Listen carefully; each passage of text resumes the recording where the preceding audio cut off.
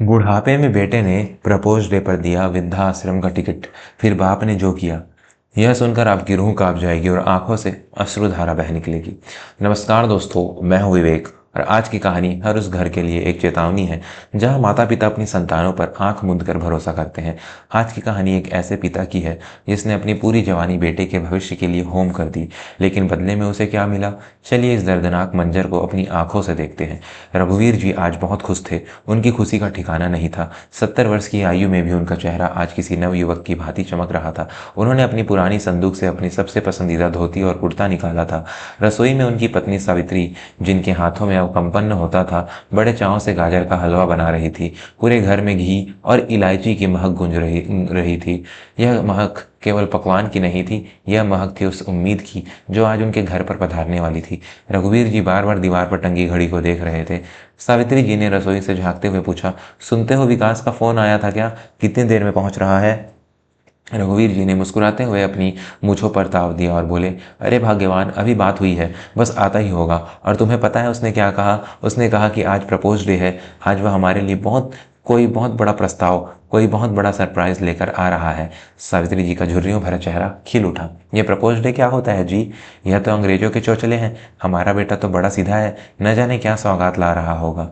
कहीं हमें तीर्थ यात्रा पर ले जाने की बात तो नहीं करेगा?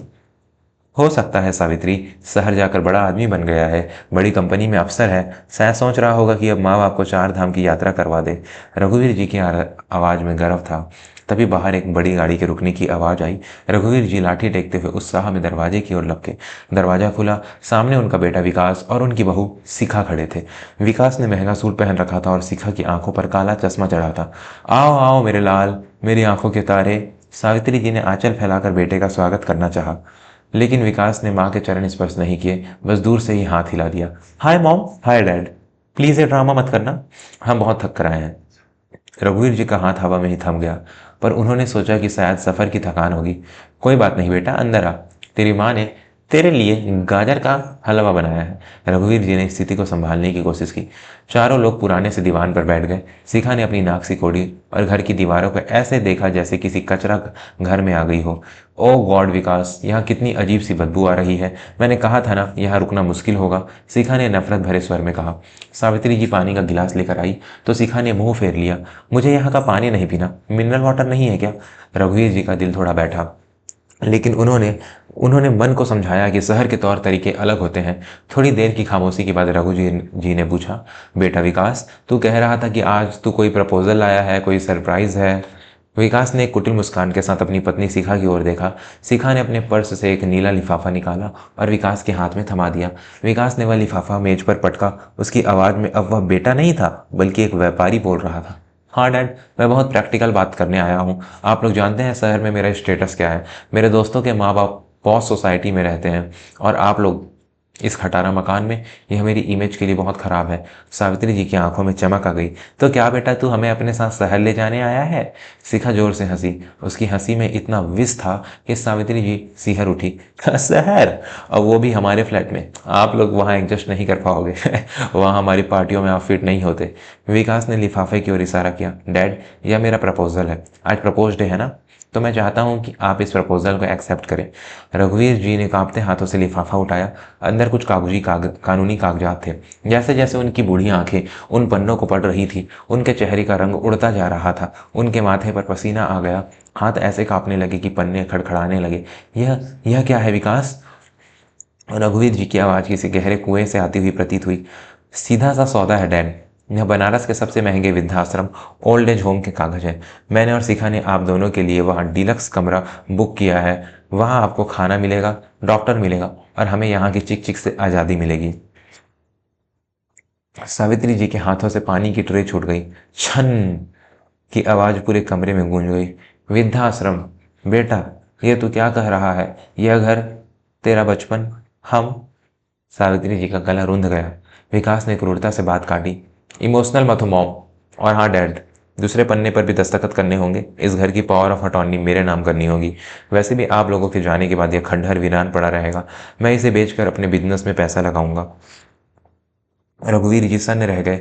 जिस बेटे को पढ़ाने के लिए उन्होंने अपनी जमीन की सारी कमाई लगा दी, जिसने कभी उंगली पकड़कर चलना सीखा था, आज वह उन्हें बेघर करने का प्रस्ताव लेकर आया था, वह भी प्रपोज डे के नाम पर। मित्रों, यहाँ एक पल के लिए रुकिए। क्या आज के कलयुग में माँ बाप की यही कीमत रह गई है? क्या जिस छाती से लगकर दूध पिया, आज उसी छाती पर वार करना ही आधुनिकता है? अगर आप कभी खून खौल रहा है और आप मानते हैं कि माता पिता का स्थान भगवान से भी ऊपर होता है, तो अभी इसी वक्त हमारे चैनल को सब्सक्राइब करें और इस वीडियो को लाइक करें। हमें दिखा दीजिए कि आज भी दुनिया में संस्कारों की कद्र करने वाले लोग जिंदा हैं। कहानी में वापस लौटते हैं। कमरे में सन्नाटा पसरा था, ऐसा सन्नाटा जो तूफान आने से पहले होता है। शिखा ने अपने महंगे फ़ोन में समय देखा और झुंझलाकर बोली, विकास जल्दी करो, हमें वापस निकलना है। इनसे कहो कि नाटक बंद करें और साइन करें। रघुवीर जी ने अपनी गीली आंखें पोंछी। वह धीरे से खड़े हुए। अब उनकी कमर झुकी हुई नहीं थी। एक अजीब सा तेज, एक अजीब सी शक्ति उनके चेहरे पर आ गई थी। उन्होंने उन कागजों को मेज पर वापस रख दिया। बेटा विकास, रघुवीर सिंह जी की आवाज अब कांप नहीं रही थी। उसमें एक पिता का अधिकार और एक जज की गंभीरता थी।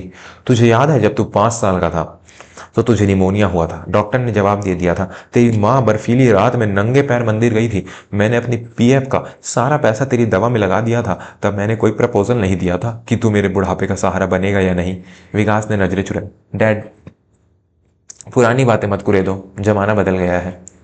हाँ, जमाना बदल गया है, पर बाप नहीं बदला था अब तक। रघुवीर जी ने अलमारी खोली, उसमें से एक लाल रंग की फाइल निकाली। शिखा की आंखें चमक उठी। उसे लगा शायद इसमें कोई जेवर या एफडी के कागज होंगे। रघुवीर जी वापस सोफे पर बैठे। विकास, तू आज मेरे लिए एक प्रपोजल लाया है। इत्तेफाक से मैं भी तेरे लिए आज एक सरप्राइज ही लाया था। मैं सोच रहा था कि आज तुझे यह सौंप दूंगा। विकास ने लालच भरी नज़रों से फाइल देखी। क्या है इसमें डैड? रघुवीर जी ने फाइल खोली। बेटा, तो सोचता है कि मैं केवल एक मामूली रिटायर्ड मास्टर हूँ, है ना? तुझे नहीं पता कि शहर के किनारे वाली वो 5 एकड़ ज़मीन जो मैंने 30 साल पहले खरीदी थी, आज वहाँ हाईवे निकल रहा है। शिखा और विकास के मुंह खुले के खुले रह गए। क्या 5 एकड़? डैड, उसकी कीमत तो आज करोड़ों में होगी। विकास लगभग चिल्ला पड़ा। उसकी आंखों से वृद्धाश्रम वाला दृश्य गायब हो गया और करोड़ों के नोट नाचने लगे। हाँ ठीक आका तूने, उसकी कीमत 15 करोड़ है, रघुवीर जी ने शांत स्वर में कहा। शिखा तुरंत सोफे से उठकर सावित्री जी के पास बैठ गई और उनके पैर दबाने लगी। मम्मी जी, आप क्यों खड़ी हैं? बैठिए ना। विकास तो बस मजाक कर रहे थे, हम तो बस आपकी परीक्षा ले रहे थे कि आप हमसे कितना प्यार करते हैं। गिरगिट भी इतनी जल्दी रंग नहीं बदलता जितनी जल्दी उस लालची बहू ने बदला। विकास भी हड़बड़ा गया। हाँ डैड, वो कागज तो बस एक प्रैंक था। आप तो सीरियस हो गए। लाइए, यह प्रॉपर्टी के पेपर्स मुझे दीजिए, मैं इन्हें लॉकर में रखवा देता हूँ। उसने हाथ बढ़ाया। मित्रों, अब जो होने वाला है वह इतिहास के पन्नों में लिखा जाएगा, लेकिन उससे पहले मेरा आपसे एक छोटा सा निवेदन है। मित्रों, इन कहानियों को, समाज की इन कड़वी सच्चाइयों को आप तक लाने में बहुत संघर्ष और मेहनत लगती है। कभी कभी तो ऐसी कहानियां लिखते हुए मेरा खुद का कलेजा फट जाता है। अगर इस कहानी ने आपकी रूह को छू लिया है तो कृपया सुपर थैंक्स या ज्वाइन बटन के माध्यम से मेरे चैनल को सपोर्ट करें। आपका छोटा सा योगदान मुझे मेरे उपकरणों को अपग्रेड करने, मेरे जीवन के खर्चों को संभालने और मेरे अपने माता पिता को एक बेहतर जीवन देने में मदद करता है। आपका सहयोग ही मेरी ताकत है, ताकि मैं सच की यह लड़ाई लड़ता रहूं। अब सुनिए रघुवीर जी का जवाब। जैसे ही विकास ने हाथ बढ़ाया, रघुवीर जी ने वह फाइल खींच ली और फिर उन्होंने जोर से अट्टाहस लगाकर हंसना शुरू किया। ऐसी हंसी जिसमें खुशी नहीं बल्कि एक टूटे हुए पिता का आक्रोश था। रुक जा विकास, अब यह फाइल अब तेरे लिए नहीं है। रघुवीर जी ने अपनी जेब से एक पेन निकाला और उस फाइल के आखिरी पन्ने पर दस्तखत करने लगे। डैड, आप क्या कर रहे हैं? विकास घबरा गया। रघुवीर जी ने फाइल बंद की और उसे सावित्री जी के हाथ में थमा दिया। सावित्री, आज सुबह जब मैं वकील के पास गया था तो मैंने वसीयत बदल दी थी। मुझे शक तो पहले से था, आज यकीन हो गया। यह 15 करोड़ की संपत्ति मैंने आज ही अनाथ एवं निराश्रित बाल कल्याण ट्रस्ट के नाम कर दी है। जो बच्चे अनाथ हैं, यह पैसा उनके काम आएगा। कम से कम वे एहसान फरामोश तो नहीं होंगे। कमरे में मानो बिजली गिर गई हो। विकास और शिखा के पैरों तले जमीन खिसक गई। पागल हो गए हैं आप? 15 करोड़ दान कर दिए? मैं कोर्ट जाऊंगा, साबित कर दूंगा कि आप सठिया गए हैं। विकास चीखा। रघुवीर जी खड़े हो गए। उनकी आवाज में दहाड़ थी। चिल्ला मत, यह मेरा घर है। और सुन, तूने जो वो वृद्धाश्रम के कागज दिए थे ना, उसमें लिखा था कि हमें 24 घंटे में घर खाली करना है। अब मेरा प्रपोजल सुन। रघुवीर जी ने दरवाजे की उंगली दिखाई। अगले 2 मिनट में तुम दोनों इस घर से बाहर निकलोगे। अगर 2 मिनट से ऊपर हुआ तो मैं पुलिस को बुलाऊंगा और घर में जबरन घुसने और वरिष्ठ नागरिकों को धमकाने के जुर्म में अंदर करवा दूंगा। रिटायर्ड हेडमास्टर हूँ, डीएसपी मेरा विद्यार्थी रह चुका है। एक फ़ोन करूंगा तो थाने में वो खातिरदारी होगी कि सारी रईसी निकल जाएगी। विकास जानता था कि उसके पिता खोखली धमकी नहीं देते। शिखा रोने का नाटक करने लगी। पापा जी माफ़ कर दीजिए, हमसे गलती हो गई। सावित्री जी, जो अब तक चुपचाप थी, पहली बार बोली। उनकी आवाज़ में ममता नहीं, अग्नि थी। खबरदार जो मुझे माँ कहा। जिस दिन तुम दोनों ने हमें वृद्धाश्रम भेजने का सोचा, उसी दिन मेरी कोख बाज हो गई थी।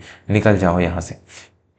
बेइज्जती और गुस्से से लाल होकर विकास और शिखा को अपना काला मुंह लेकर वहां से निकलना पड़ा। उनके जाने के बाद रघुवीर जी सोफे पर गिर पड़े। उनकी आंखों से आंसू बह निकले। सावित्री जी ने उनके कंधे पर हाथ रखा। रोते क्यों हो जी? हमने औलाद खोई है, लेकिन अपना स्वाभिमान तो बचा लिया। रघुवीर जी ने पत्नी का हाथ थाम लिया। हाँ सावित्री, आज असली प्रपोज डे तो मेरा है। मैं प्रपोज करता हूँ कि आज से हम दोनों अपनी बची हुई जिंदगी उन अनाथ बच्चों की सेवा में बिताएंगे। वही अब हमारा परिवार है। उस दिन उस घर में से सन्नाटा चला गया और एक नई उम्मीद की किरण जगी। कपटी औलाद सड़क पर आ गई और माँ बाप का मस्तक गर्व से ऊंचा रहा। तो दोस्तों, यह थी आज की कहानी। जैसी करनी वैसी भरनी। विकास जैसे बेटे को यही सबक मिलना चाहिए। आपका इस बारे में क्या विचार है? क्या रघुवीर जी ने सारी संपत्ति दान करके सही किया? अपने विचार कमेंट में जरूर बताएं। और दोस्तों, जाते जाते एक ज़रूरी बात, अगर आप चाहते हैं कि मैं आपकी पसंद के किसी विषय पर अगली कहानी बनाऊं, तो कृपया मेंबर्स ओनली कमेंट्स का उपयोग करें या सुपर चैट भेजें। मैं अपने समर्थकों की बात सबसे पहले सुनता हूं और उनकी फरमाइश पूरी करता हूं। अगली कहानी में फिर मिलेंगे, तब तक के लिए अपने माता पिता का सम्मान करें, क्योंकि वे हैं तो हम हैं। जय हिंद, जय भारत।